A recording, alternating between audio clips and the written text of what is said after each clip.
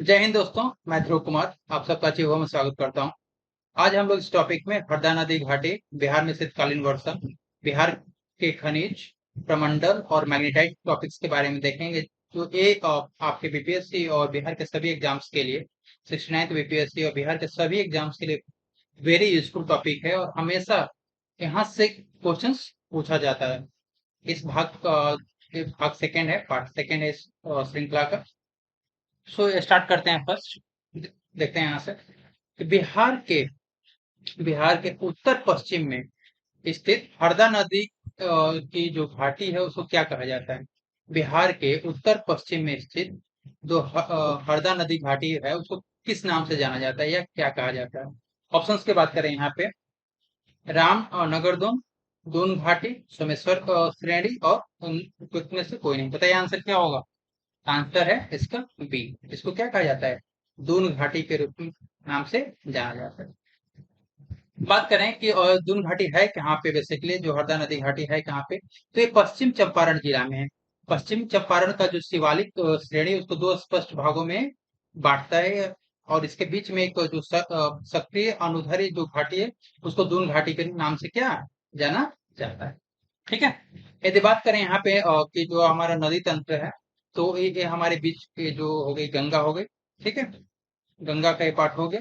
यहाँ से कौन कौन सी नदियां आकर के मिलती है इधर से, ये आपका भाग हो गया। कौन सा, उत्तर बिहार का उत्तर भाग हो गया और ये बिहार का दक्षिणी भाग हो गया।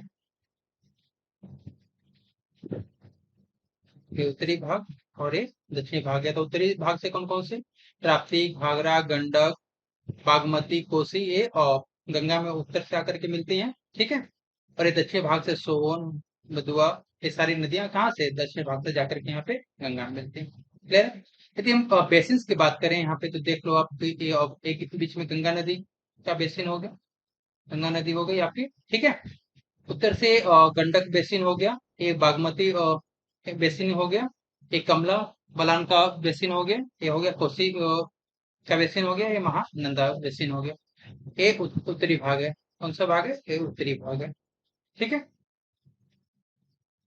दक्षिणी भाग में यदि देखें हम लोग, दक्षिणी जो भाग है इसमें देखें तो कहाँ पे, ये सोन बेसिन हो गया, एक कर्मनासा बेसिन हो गया, ये पुनपुन का बेसिन हो गया, ये अरहर बेसिन हो गया, ये किऊल बेसिन हो गया, बदुआ बेसिन हो गया और चंदन का बेसिन हो गया। ठीक है। तो ये सारी नदियों का यहाँ पे जाकर के क्या होता है, मिलना होता है। क्लियर है। बात करें कि बिहार के कुछ जो प्रमुख बहुउद्देशीय नदी घाटी परियोजना है, तो फर्स्ट बात करते हैं कौन सा है, सोन नदी घाटी परियोजना। यह बिहार का कहा जाता है कि सबसे पुराना और पहली नदी घाटी परियोजना है। इसका विकास 1874 में किसके द्वारा किया गया था, अंग्रेजी सरकार के द्वारा किया गया था, अंग्रेजों के द्वारा किया गया था।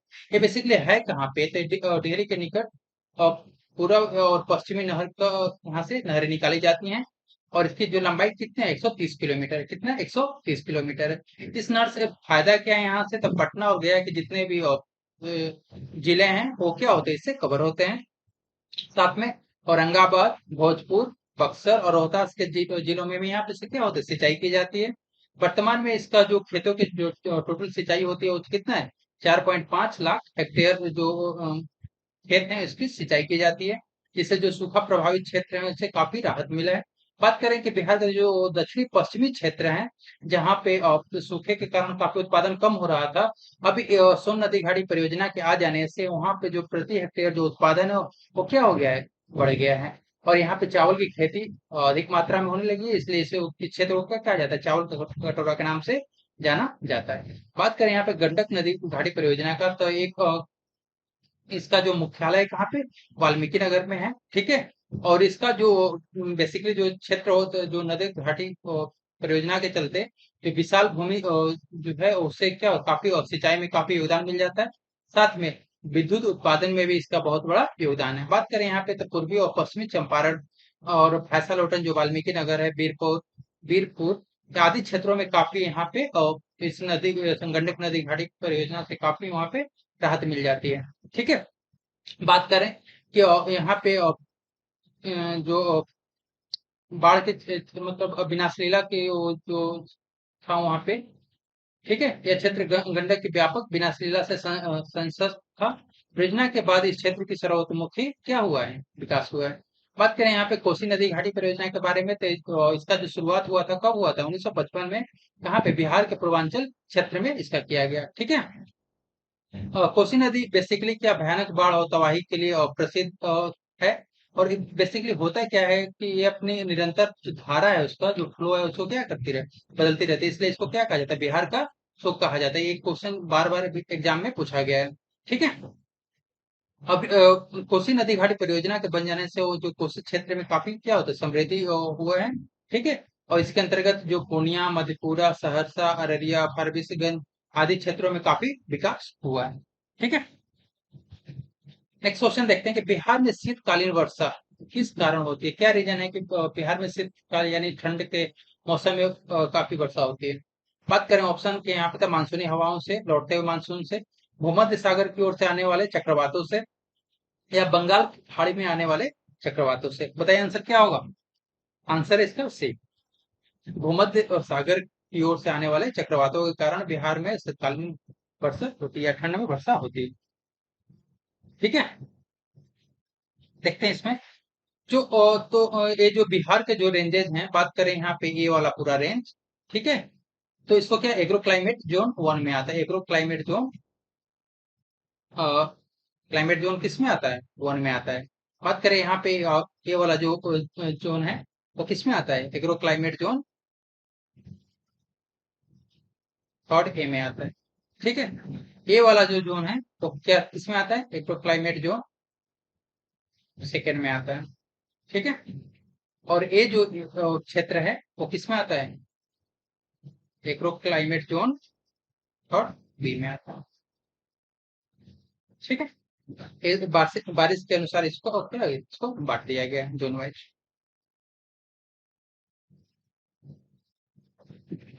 बात करें यहाँ पे बिहार के जलवायु के बारे में, बात करें यहाँ पे, तो जो बिहार जो है कहाँ पे स्थित है, तो कर्क रेखा का उत्तर में स्थित है। ये भी क्वेश्चन से बार बार यहाँ पे पूछा गया है कि ये जो बिहार का है वो कहाँ पे, तो कर्क रेखा के दक्षिण में, उत्तर में, पश्चिम में, पूर्व में। तो इसका आंसर क्या होगा, बेसिकली जो बिहार है कर्क रेखा कहाँ पे, नॉर्थ में स्थित है, उत्तर में स्थित है। क्लियर है यहाँ पे। बात करें यहाँ पे तो इसके जो पश्चिमी भाग क्या है, आर्द्र है, और पूर्वी भाग कैसा, आर्द्र शुष्क जलवायु पाई जाती है। पश्चिमी भाग में कैसे, आर्द्र जलवायु, और पूर्वी भाग में आर्द्र शुष्क जलवायु पाई जाती है। बेसिकली जो बिहार का जलवायु कैसा है, मानसूनी जलवायु होती है। ठीक है।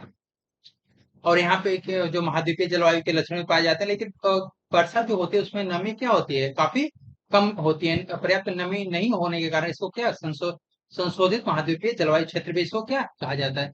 बात करें यहाँ की बिहार की जलवायु की विशेषता के बारे में, तो जो बिहार में जो जलवायु का मानसून का जो आगमन होता है जून के मध्य में होता है। ठीक है।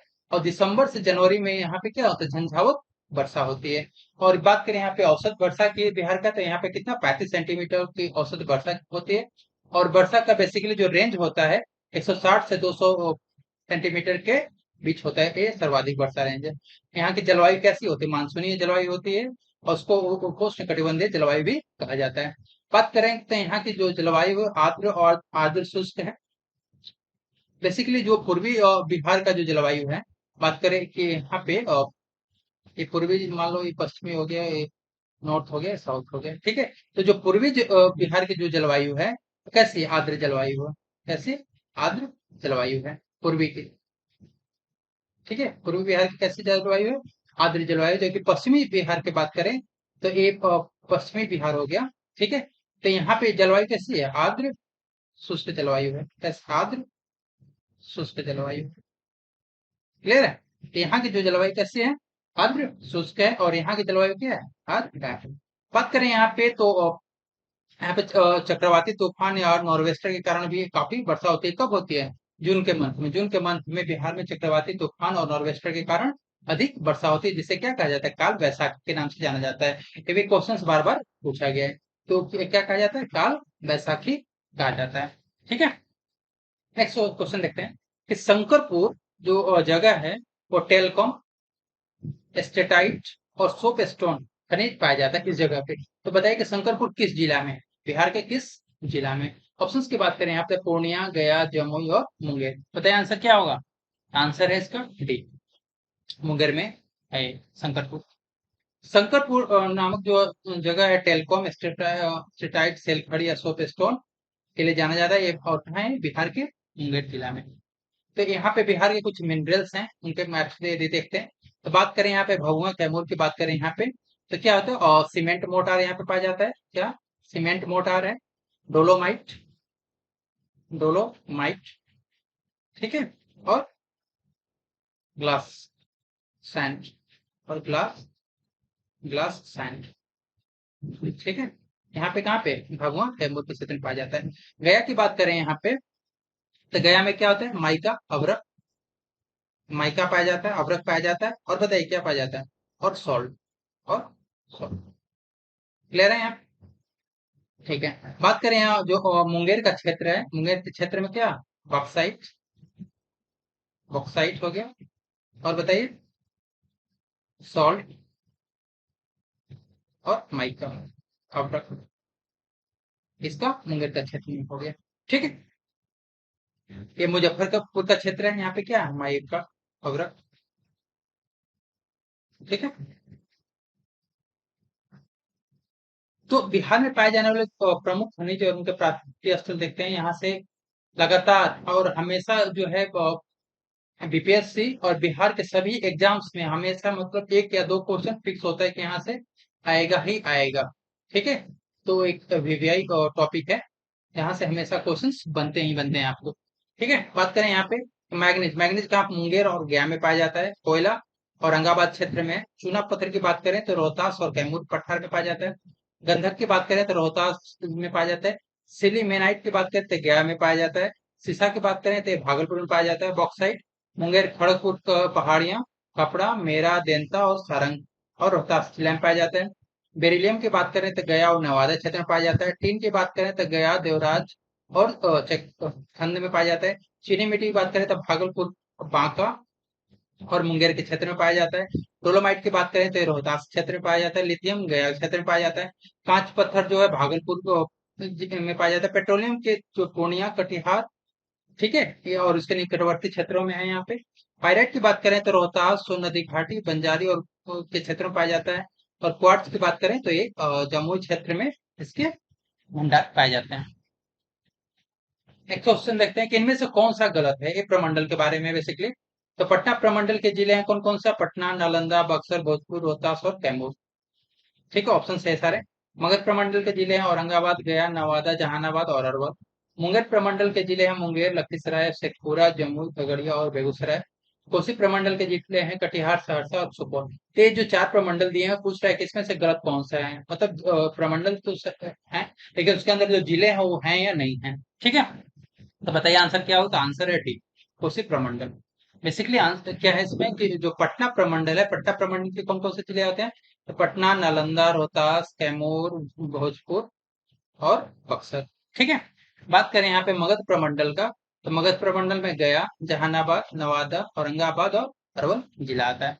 बात करें यहाँ पे सारण प्रमंडल का, सारण में क्या आता है? सारण, सिवान और गोपालगंज आता है। तिरहुत प्रमंडल की बात करें, तिरहुत मुजफ्फरपुर और सीतामढ़ी, शिवहर, पश्चिमी चंपारण, पूर्वी चंपारण और वैशाली आता है। दरभंगा प्रमंडल की बात करें तो दरभंगा, मधुबनी और समस्तीपुर आता है। कोसी प्रमंडल की बात करें तो सहरसा, सुपौल और मधेपुरा आता है। तो सहरसा और सुपौल तो यहाँ पे है, लेकिन मधेपुरा यहाँ पे नहीं है। तो ये आंसर क्या हो गया? रॉन्ग हो गया, ठीक है। बात करें यहाँ पे पूर्णिया प्रमंडल की बात करें तो पूर्णिया में अररिया, किशनगंज और कटिहार आता है। भागलपुर प्रमंडल की बात करें तो भागलपुर और बांका आता है, ठीक है। और मुंगेर प्रमंडल में कितने? और मुंगेर हो गया, लखीसराय हो गया, शेखपुरा, जमुई, खगड़िया और बेगूसराय हो गया। आप डायग्राम जो मैप है उसके थ्रू आप भी देख सकते हो, ठीक है। तो ये जो है क्या? तिरहुत प्रमंडल है, जो ग्रीन है पूरा ये क्या कौन सा है? तिरहुत प्रमंडल है। तिरहुत, तिरहुत प्रमंडल में आता है। क्लियर है? बात करें यहाँ पे तो ये किस में हो गए? ये सारण में हो गए, ठीक है। ये जो रेड वाला एरिया पूरा हो गया किसमें? पटना हो गया, पटना हो गया, ठीक है। बात करें यहाँ पे और ये वाला एरिया किसमें हो गया? मगध। ये वाला एरिया किसमें हो गया? मुंगेर। क्लियर है? एक किसमें हो गया? भागलपुर।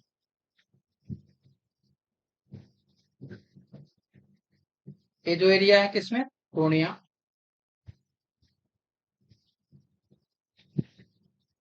ये वाला एरिया कोसी। और ये वाला एरिया किसमें आता है बताइए? दरभंगा। दरभंगा। क्लियर है? तो ये आपका एडमिनिस्ट्रेटिव डिवीजन है बिहार में। देखते हैं यहाँ पे कि बिहार में मैग्नेटाइट कहाँ पाया जाता है। बिहार में मैग्नेटाइट कहाँ पाया जाता है? Very important question.